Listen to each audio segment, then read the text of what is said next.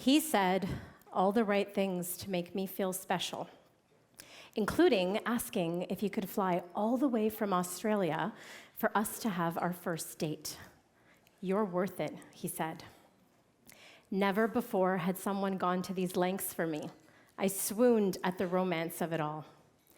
And even after we met for the first time, and I looked into his eyes, and I heard a voice whisper in my ears, "Danger," I continued. Red flag after red flag, it didn't matter. I was hooked. I was addicted to the illusion of romantic love. I was lovesick. After a whirlwind long-distance romance, I decided to move to the other side of the world, ignoring the gnawing feeling in my gut. Shortly after my arrival, the reality of who I was living with and the choice I made started to reveal itself. One night, after dinner, he sat me down and said, "I need to talk to you about something. But first, I need you to put this collar on."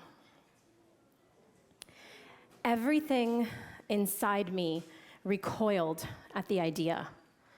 I had resisted what he was into for a while now. But this now, why?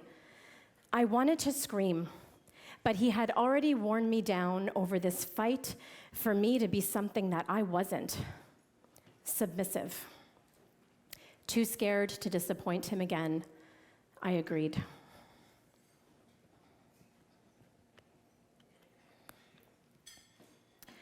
I noticed that tonight at dinner, when the waitress put the water on the table, you didn't pour for me. I didn't like that, he said. I was shocked. I was stunned. I hadn't even noticed. I mean, I knew deep down inside that I wasn't a selfish person, but maybe he was right. Maybe I was wrong. You see, by this time, the manipulation and undermining had gone on for some time, and I was so turned upside down. Then came the surprise evening out one night that ended by being yanked and dragged up a flight of stairs out of a nightclub. "You need to learn," he shouted. That night, he decided that my insolence required more punishment. Apparently, I had far too many smart-ass remarks to make at the fetish bar he brought me to. I was banished to the couch, left to cry myself to sleep, feeling more humiliation and helplessness.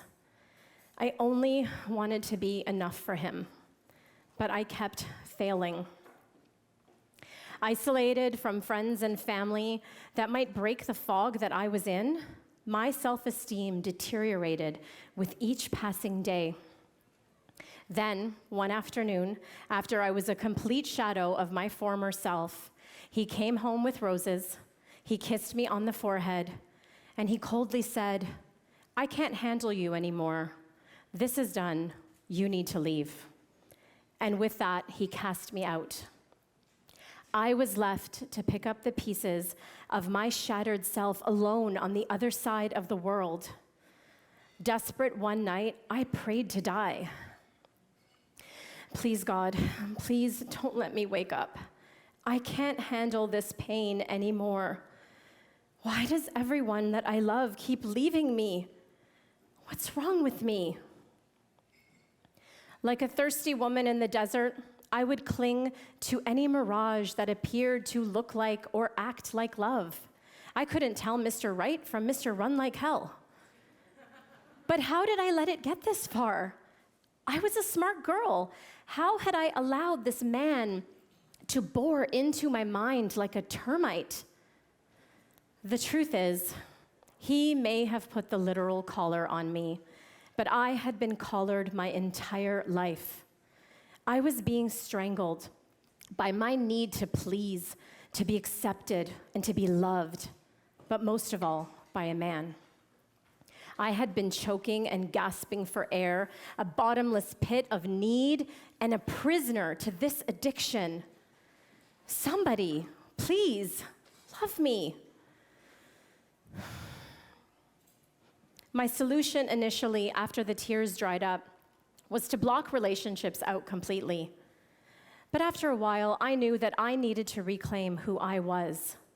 I decided to commit to doing the work to healing the pain of my past, mind, body, and soul.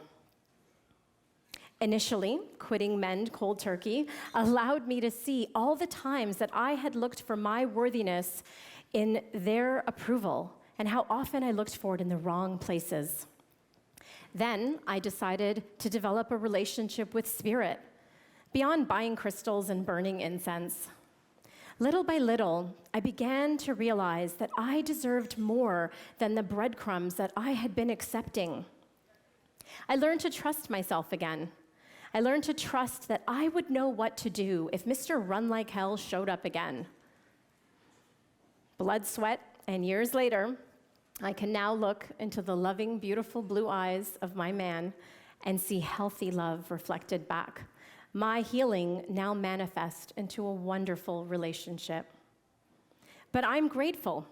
I'm grateful for all of the heartbreak, all of the times that I felt unworthy, not enough, or unlovable. Each lesson has taught me that I am enough. It has taught me that the right man will not push me away when things get tough or my insecurities pop up, that he'll love me because and not in spite of them. I learned that having needs does not make you needy, and that you have innate value beyond your physical appearance, your looks, or your past. Your love is a privilege to be shared with the worthy and the deserving.